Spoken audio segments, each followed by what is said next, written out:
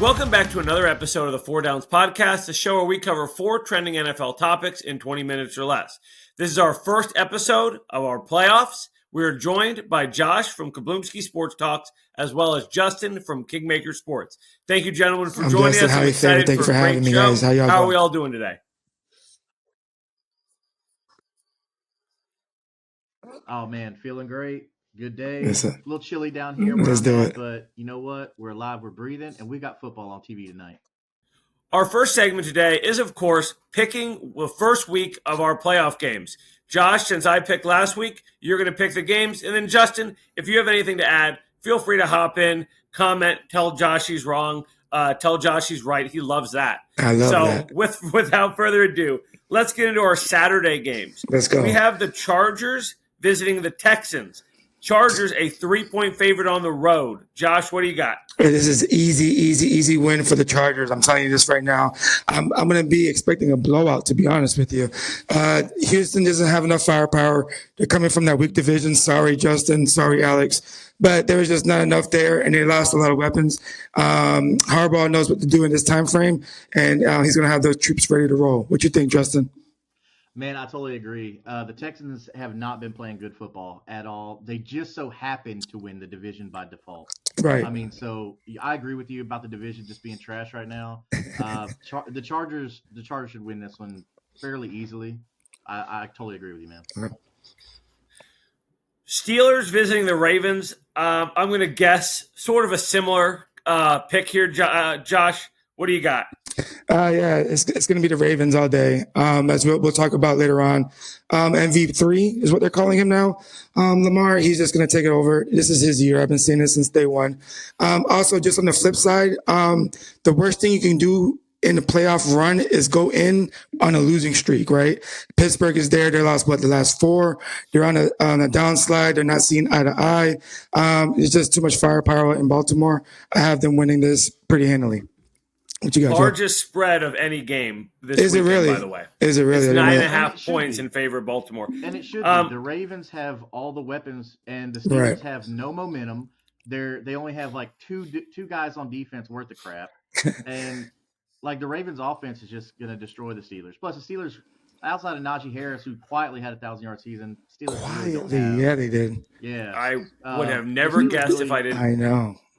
Yeah, because like no FaceTime, no nothing. But he barely broke 1,000, but good for him. But yeah, Ravens. Now let's rattle off. I'm sorry, Justin. Let's rattle off a few of these real quick because we got 2.5 minutes. So, Josh, I'm going to go you, Justin, you, Justin. So, Josh, Broncos, Bills. Bills an 8-point favorite at home. And it's going to be that way. They're going to win by 10. Let's go. All right. I don't know about 10. To be quite honest, I think the Broncos are a better team than we're giving them credit for. Great defense. I think it'll be closer than that, but I think you're right on the outcome overall. Justin, Packers visiting the Eagles. This is going to be a good game, I think. This is a good one. Yeah, Justin, what do you got for us? Yeah, so I have the Eagles winning. I just think they're going to be more dominant. Nothing against the Packers and their system. Right. Josh Jacobs has been lights out this year. Oh, yeah. But the Packers are going to be like Christian Watson. Jaden Reed's going to be their best receiving weapon. Tucker Kraft's going to be pretty good too. But I just think the Eagles are just going to overwhelm them. And I think the Eagles are going to take it like 31-14. I don't think it's going to be close. Oh, wow. Yeah. The Eagles are lock it in. Jalen Hurts coming back. He's going to have a point to prove. I like that. Good. All right, Josh, this is a tough one for you to pick, and that's why I picked you for this pick. We've got the Commanders heading into Tampa Bay to take on your Buccaneers. What do you got? Because I know my pick. I hate to do this to Jaden Daniels, man, because I've been a fan of his all season long, fantasy-wise and in real life. But we're clicking on cylinders. We're the opposite of what Pittsburgh is, right? We're coming in hot. We're feeling good. Everybody got their bag, their incentives. Baker's feeling good. You already know what time it is. They're coming to the Bay. It's going to be a long, long day. Let's go. I'm going to have to disagree with you there. Terry McLaurin, 200 yards, 3 touchdowns. Scary Terry. I love Scary Terry, man. Love it. All right. Justin, Sort of a weird game here. We've got the Vikings visiting the Rams, It's a good one too. moved to Arizona, Glendale, due to the Yeah. fires. So we're all of a sudden stripping that home field advantage away from the Rams, a team who, more than others, I think really need that home field advantage. Yeah. They're a low scoring team, a lot of close games this season for them. How does that affect them in this game against a fairly powerful Viking squad? The Vikings are rolling, man. There's just like with other teams. I mean, they're going to be unstoppable. The Vikings are going to take it. I think the Rams are going to kind of keep it close, but they need to figure out the Rams. I mean, need to figure out how to get more of their weapons involved. Right. They've been lacking a lot lately. Right. So I don't think the Rams are going to be able to pull this one out. I got the Vikings 24-21. Nice. All right. And the Minnesota is a 2.5-point favorite in that. Okay. With that, let's move on to our second topic. So with the regular season over, heading into the playoffs, we want to avoid the playoff bias by picking our awards now. Let's do So it. starting with two of the rookie awards, the Offensive Player of the Year award. Obviously, it's going to very likely come down to Jaden Daniels and Brock Bowers. I want to real quick run around the panel and give our picks. Myself, personally, I'm a Brock Bowers fan, and I am picking him for my Offensive Rookie of the Year because he's the only rookie on the offensive side of the ball who was the best at his position this year. Obviously, Jaden Daniels and Bo Nix had outstanding seasons, but Brock Bowers was the tight end one on the season. Justin, where are you going with this? Man, I'm with the Jaden Daniels, bro. Because Yeah. quarterbacks always get the hype, and look what he's done recently around voting time, and I think that has a lot of impact. Because it's not what you did at the beginning of the season. It's the voters are going to remember like here recently, and Right. Jaden Daniels has cranked it out here Mhm. recently come voting Absolutely. time. So I think he's going to get the nod. Brock Bowers has had a phenomenal season. Oh, lights Taking out. nothing away from that kid, Oh but yeah. Jaden Daniels is a Heisman quarterback. He's Mhm. coming in here and he's changing this team. Oh yeah. Yeah, I agree. I agree on that. I disagree with a pick, but you are right. Now, Josh, I'm going to hop over to you for the Defensive Rookie of the Year. Do you have any picks, any names in mind? It seems like Jared Verse is running away, though no real defensive rookies putting up outstanding numbers. You don't have any Myles Garrett. You don't have any TJ Watts in this rookie class. Do you have a name you could throw out there to counter Jared Verse from the Rams? Absolutely not. Absolutely not. And that was my name to throw in, and that was the only one that I can think of. Honestly, it's funny that you say that. So, can I throw a name on the offensive side since we kind of like are Yes. okay with the defensive side? Just throw a little curveball at you guys, which both of you guys' takes is spot on. I mean, you cannot take away anything from Bowers. He was a tight end one and receiver one, and Jaden Daniels was lights out, like you said. But can we give Bucky Irving some love? Can we give Bucky Irving some love? 1,000-yard season. He took away Rashad White's job. I mean, Rashad White was supposed to be the RB1, hands down, fantasy. And this guy took it over handily out the backfield, catching the balls. I mean, give this man some love. I'm just wanting to throw his name out there. Sorry. Go ahead. He deserves a vote or two. And if I was a voter, I would give him one. Thank you. I'll be the second one. Let's move on to the Offensive Player of the Year. I'm sure there is going to be some competition here among us. I personally am a Jamar Chase guy, strictly for the fact that he won the Triple Crown. Cooper Kupp and Jerry Rice, in recent memory, the only receivers to achieve that feat. Both of them won Offensive Player of the Year and had a lot of consideration for the MVP of the league. So, Justin, I'm going to kick this back to you. Are you a Saquon or a Jamar Chase guy in this argument? So not taking anything away from Saquon and what he's done this year, getting close to that record, but I'm going Jamar Chase, man. The Triple Crown, that's impressive. I mean, 1,700 yards, man. Come on. I'm Jamar Chase, bro. Yeah, absolutely. Josh, real quick, 15, 20 seconds. You got anything on that? No, I'm Jamar Chase as well, but like you guys said, can't take away nothing from Saquon. Any other season, any other time, is his for the taking. But this year, with a Triple Crown, you can't take that away from him. Yeah. Oh, that's all I would say. And but so many analysts, everybody seems to be giving it to Saquon. I think they're going to be in for a surprise when the voting comes out. Now on to the Defensive Player of the Year. all of the odds are heavy, heavy favoring Patrick Surtain. Obviously, one of, if not the best cornerback in the league, but statistically not overpowering. Held opposing quarterbacks, I believe, to a 57 passer rating, um, allowed less than 400 yards passing. But I would have to give it to either Myles Garrett or TJ Watt this year. If you watch the Steelers play defense, TJ Watt is a game breaker like we haven't seen since his brother in his prime. So, Josh, where are you on the defensive player of the year? Are you a cornerback guy or are you a pass rusher? I'm 100% a cornerback guy. I'm 100% a cornerback guy for what they do. That's the hardest position to do in football, probably in sports, to be honest with you. But this one is another one like a Saquon situation. Any other year, Patrick got it. What TJ Watt is doing, what he has done, literally taking that defense on his shoulders, and he's just playing lights out. So I was waiting to see if you're going to say TJ's name. So I'm happy to hear that. I love him. Due to time constraints, we're going to push the kind of most contentious award to next week. We will be talking the MVP of the league. I feel like due to some voter fatigue, Lamar Jackson is going to have a tougher time. So we will get into that on our first topic of next week. For our third topic, we are covering one of the storylines that I think will likely dominate the AFC side of the playoffs, and that is the Ravens' playoff woes. Multiple times in the last 5-6 years across the history of Lamar Jackson's career, they have gone into the playoffs as either heavy favorites or a popular pick to win the whole thing. Unfortunately, they have run into juggernauts in the Chiefs, Bills, whoever it may be, throughout his career. Recently, in an interview, Lamar Jackson said that he believes he gets himself too hyped up, too excited for games, and has to just go in calm, play the game the way he knows how, and the way that got them to the playoffs in the first place, especially coming off a year last year when they lost to the Chiefs, and the biggest criticism of their play was getting too much away from the run game.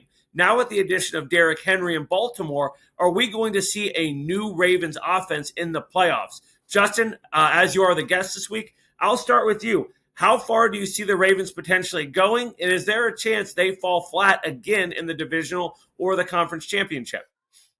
Man, I think Lamar is gonna do well in the playoffs, man.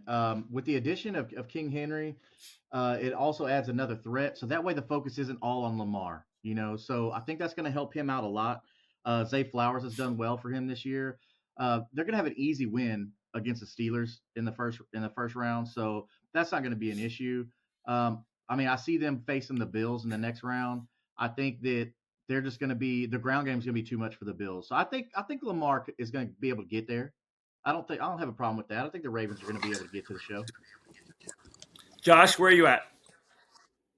I agree. You know, I'm all about Lamar, but I in this particular topic, I don't think it's about Lamar. I think it's about the defensive side of the ball. When you talk about the Marlon Humphreys, you talk about the Kyle Hamiltons, the Patrick Queens on that side of the ball, the Van Noys of the world, and Zay Flowers being is such a key component to that offense. Him being injured, but like you said, Justin, they have an easy matchup against Pittsburgh this week, so it gives them a little bit of a bye week, and I think they're going to hit the ground running after that.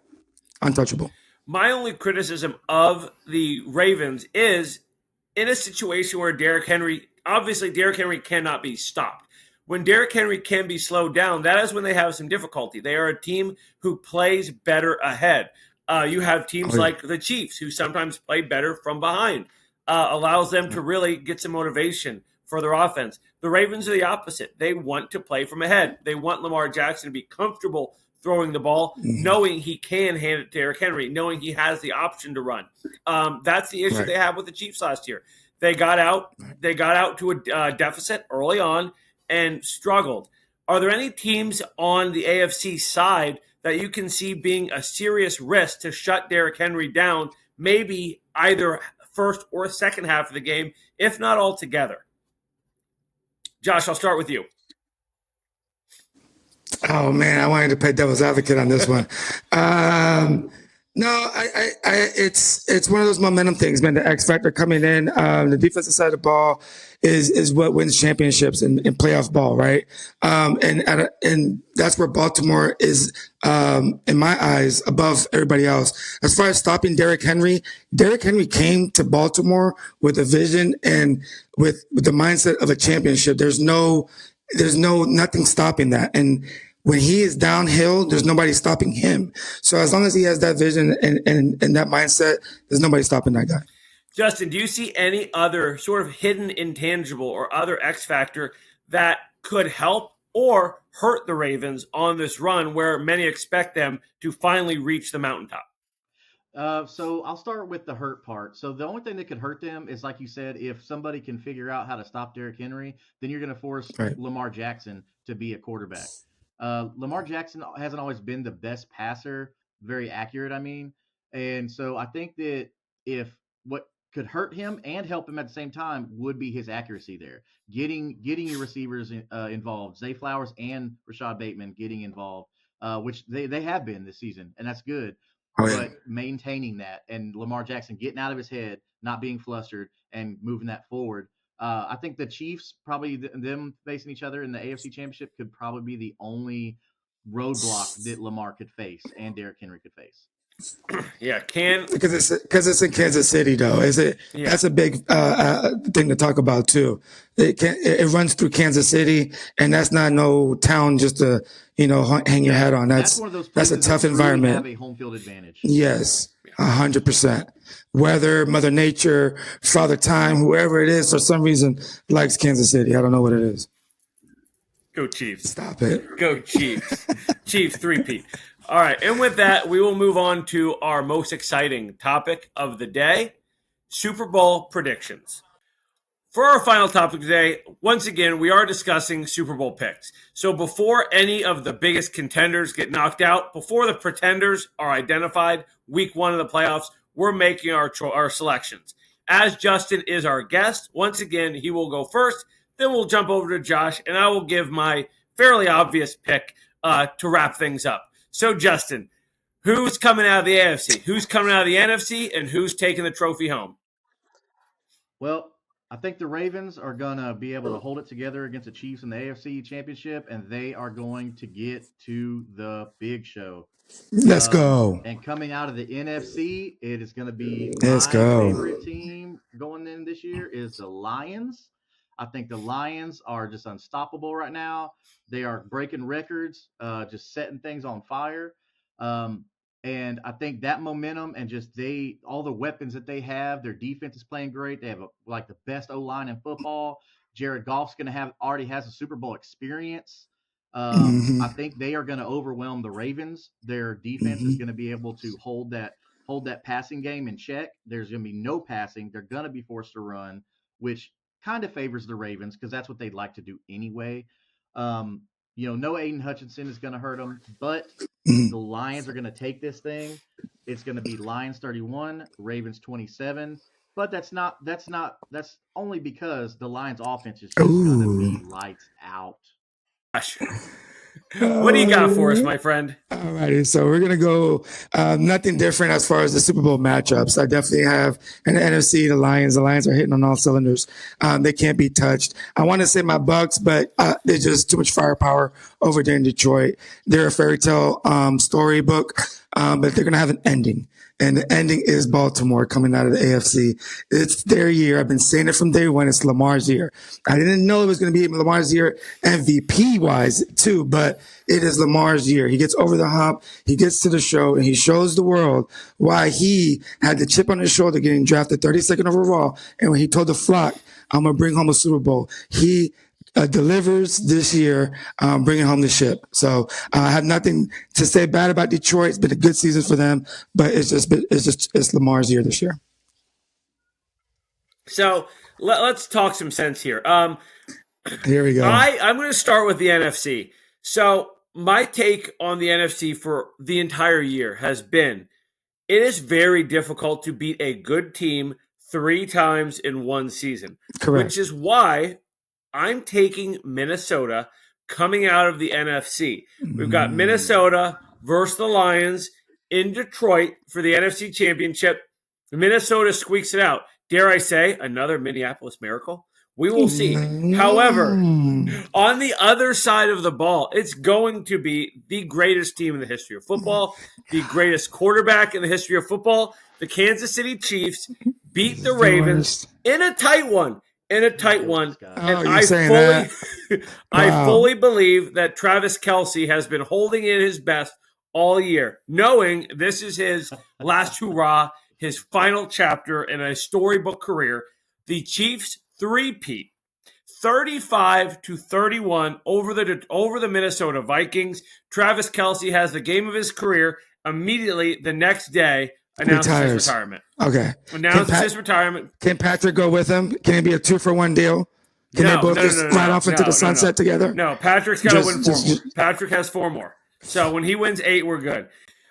So with that, it wraps it up. We will be back next week to cover some of these games, to pick the next round. Justin, thank you so much for joining us. Go ahead, follow him on the socials at Kingmaker_DFF. Kingmaker Sports is the channel. I am Spring Hill Sports Cards on all socials minus X and Facebook.